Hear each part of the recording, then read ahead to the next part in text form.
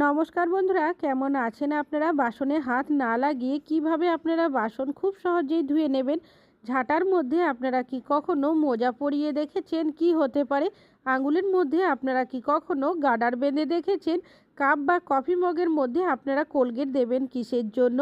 তাছাড়াও আপনাদের কাছে শেয়ার করব আরও বেশ কিছু ছোট ছোট ইউজফুল কিচেন টিপস।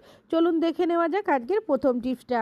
নিয়েছি বেশ কিছুটা কাঁচা লঙ্কা। রান্নাবান্না করার জন্য কাঁচা লঙ্কার ব্যবহার আমরা কম বেশি অনেকেই করে থাকি। এমন বেশ কিছু রেসিপি বানাই যেগুলোতে কাঁচা লঙ্কার কুচি ব্যবহার করি। তবে যখন আমরা কাঁচা লঙ্কা কুচি করতে যাই, ছুরির সাহায্যে হোক কি বটির সাহায্যে, আঙুলের মধ্যে অনেক সময় দেখবেন তাড়াহুড়োতে দাগ কেটে যায়, কখনো কখনো রক্তও বেরিয়ে যায়। তো আপনারা একটা চামচ নিয়ে নেবেন, আঙুলের মধ্যে চামচটাকে রেখে এইভাবে গার্ডারটা দিয়ে পেঁচিয়ে দেবেন। তারপর যদি আপনারা কাঁচা লঙ্কা কুচি করেন, দেখবেন আঙুলের মধ্যে এইভাবে যদি কুচি করা হয় কোনো রকমের দাগ হবে না, আঙুল কেটে রক্তও পড়বে না। আশা করছি টিপসটা কাজে আসবে। ভালো লাগলে লাইক করবেন। এখন চলে যাচ্ছি পরবর্তী টিপসে।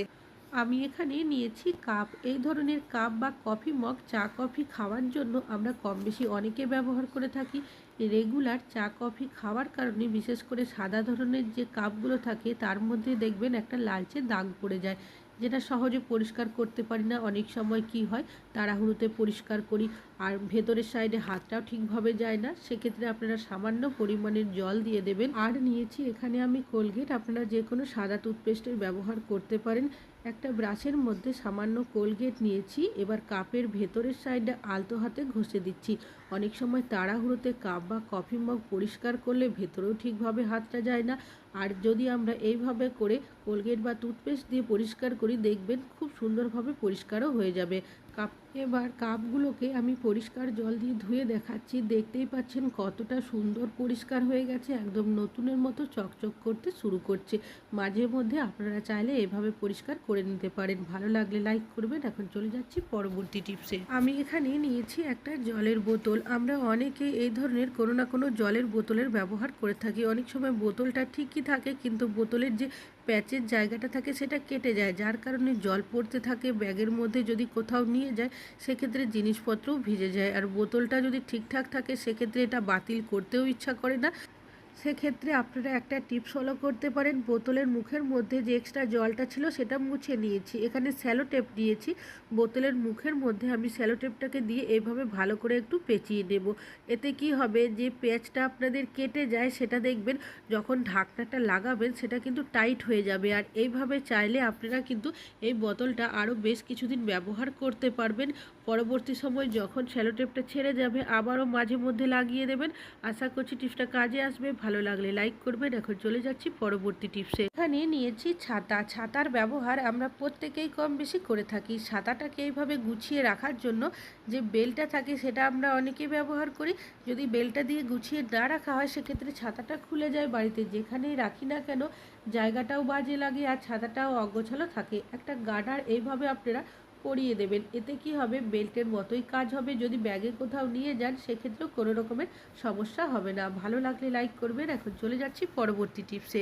একটা টিফিন বক্স। এই ধরনের টিফিন বক্সের ব্যবহার আমরা কম বেশি অনেকেই করে থাকি। অনেক সময় বড়রা টিফিন নিয়ে যায়, বাচ্চারাও কখনো কখনো টিফিন নিয়ে যায়। তবে ভালোভাবে ধুয়ে পরিষ্কার করলেও খাবারের যে একটা স্টক গন্ধ থাকে সেটা সহজে যেতে চায় না। তো সেক্ষেত্রে একটা টিপস আপনারা ফলো করতে পারেন। দিয়ে দেবেন সামান্য পরিমাণের বেসন, যে বেসন রান্নাতে ব্যবহার করি। সামান্য জল দিয়ে খুব ভালো করে এভাবে আলতো হাতে ডলে নেবেন। আপনাদের যে জিনিসপত্রের মধ্যে খাবারের স্টক গন্ধটা সহজে যেতে চাইবে না, সেই জিনিসের মধ্যেও কিন্তু এই টিপসটা অ্যাপ্লাই করতে পারেন। 5 মিনিট মাখিয়ে এইভাবে রেখে দেবেন।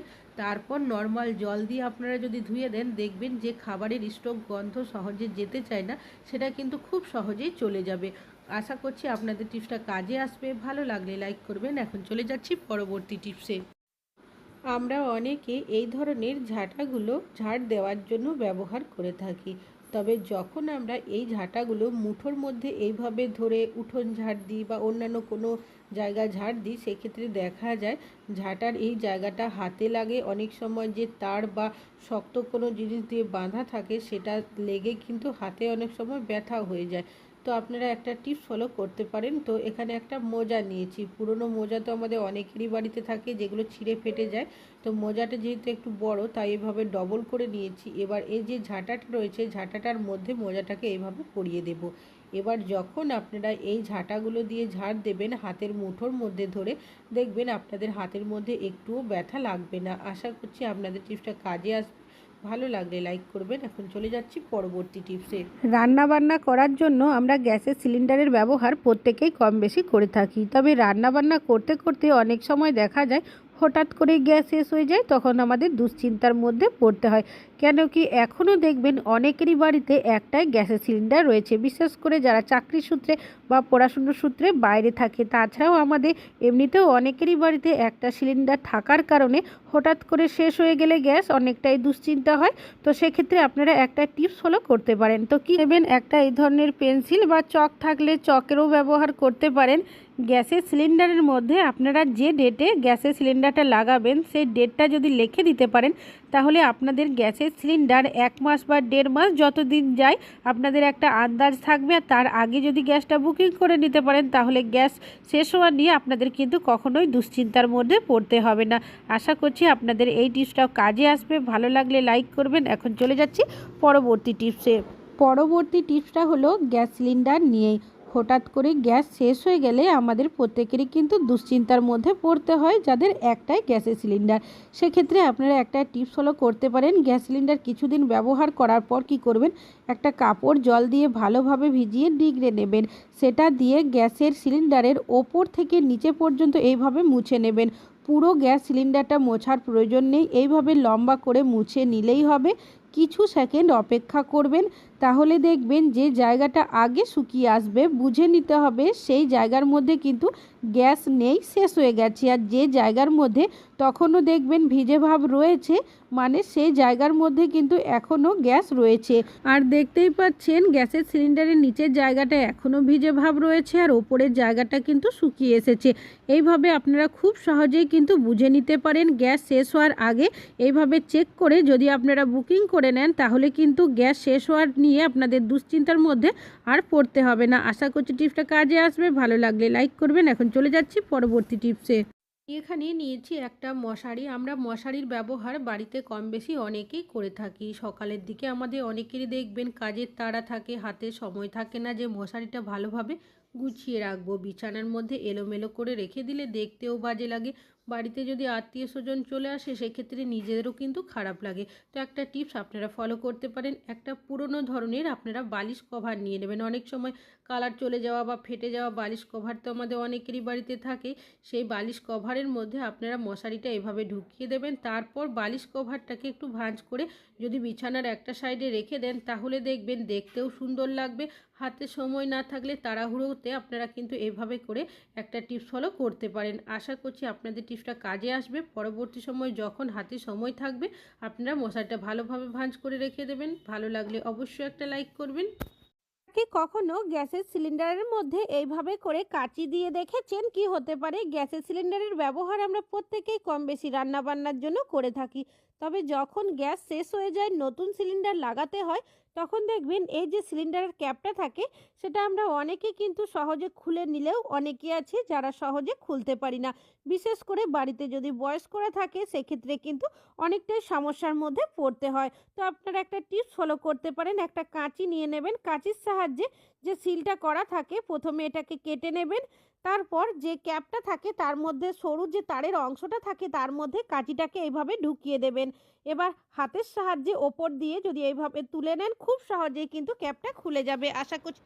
আমি এখানে নিয়েছি একটা ব্রাশ। এই ধরনের ব্রাশ জামা কাপড় ধোয়ার জন্য আমরা প্রত্যেকেই কম বেশি ব্যবহার করে থাকি, তবে আজ কিন্তু অন্যভাবে ব্যবহার করব। এখানে একটা স্ক্রাবার আমি পেঁচিয়ে দিয়েছি যাতে খুলে না যায়, গার্ডার দিয়ে আটকে দিয়েছি। আপনারা শক্ত দড়ি বা সুতোরও ব্যবহার করতে পারেন। কি কাজে ব্যবহার করবেন? আমরা বাসনপত্র কম বেশি অনেকেই ধুয়ে থাকি। অনেক সময় দেখবেন আমাদের হাত যদি কেটে যায় বা অনেকেরই দেখা যায় ভিম বার সাবান ভিম বার জেল হাতে লাগার কারণে হাতে র্যাশ বেরিয়ে যায়, চুলকানি হয়, আর হাত কেটে গেলে তো হাত জ্বালা করতেও শুরু করে। তো আপনারা এইভাবে ব্রাশটাকে দিয়ে যদি আলতো হাতে বাসনগুলো মেজে নিতে পারেন, তাহলে দেখবেন আপনাদের হাতের মধ্যে ভিম বার সাবান, ভিম বার জেল খুব বেশি লাগবেও না। আর হাতে যে র্যাশ বেরিয়ে যাওয়ার সমস্যা হয় বা চুলকানির সমস্যা হয়, সেটাও কিন্তু হবে না। এইভাবে বাসন মাজতে আপনাদের সমস্যা হবে তা কিন্তু হবে না। সুন্দরভাবে আপনারা বাসনটা মেজে নিতে পারবেন। আর দেখতেই পাচ্ছেন আমার কিন্তু সব বাসন এইভাবে মেজে নেওয়াও হয়ে গেছে। পরিষ্কার জল দিয়ে আমি ধুয়ে নিচ্ছি। তবে এইভাবে আমি বাসন মাজছি বলে যে আপনাদেরও মাজতে হবে তা কিন্তু নয়। যদি আপনাদের প্রয়োজন হয় বা হাত যদি কেটে যায়, ডাইরেক্ট আপনারা বাসনটা ঠিকভাবে মাজতে পারছেন না, তাহলে কিন্তু এইভাবে আপনারা একবার হলেও বাসনটা মাজতে পারেন। ভালো লাগলে লাইক করবেন। আজকে এখানে শেষ। রুটি বানানোর জন্য আটা মেখে আমি লেচি করে নিয়েছি। আমরা সাধারণত বেলুন চাকি দিয়ে রুটি বানিয়ে থাকি, তবে আজ কিন্তু আমি বেলুন চাকি ছাড়াই আপনাদেরকে রুটি বানিয়ে দেখাবো। তার জন্য এখানে নিয়েছি আমি একটা ভারী ধরনের থালা। থালাটাকে আমি এইভাবে করে উল্টে নিয়েছি। যে লেচিগুলো কেটে রেখেছিলাম সেটাকে নিয়েছি, আর নিয়েছি সামান্য পরিমাণের আটা। আটার মধ্যে এভাবে করে লেচিটাকে লাগিয়ে তারপর হাত দিয়ে আমি এরকম করে নেব। এখন নিয়ে নেব আমি এখানে আরও একটা থালাটাকে আমি এইভাবে উল্টো দিক করে কিছুক্ষণ এরকম করে নেব। আর এরকম করলে দেখবেন খুব ভালোভাবে কিন্তু রুটিটা বেলে নেওয়া হয়ে যাবে। আর এখন আমি আপনাদেরকে তুলে দেখিয়েও দিচ্ছি যে কতটা সুন্দর হয়েছে। রুটিটা বানানোর জন্য তাওয়া গরম করতে দিয়েছি, আর দিয়ে দিয়েছি রুটিটাকে আমি উল্টে পাল্টে এইভাবে করে কিছু সেকেন্ড সেঁকে নেব। তারপর রুটি সেঁকা দিয়ে সেঁকে আপনাদেরকে দেখিয়ে দিচ্ছি। আর দেখতেই পাচ্ছেন বন্ধুরা যে রুটিটা কতটা সুন্দর ফুলেছে। আশা করছি এই টিপসটা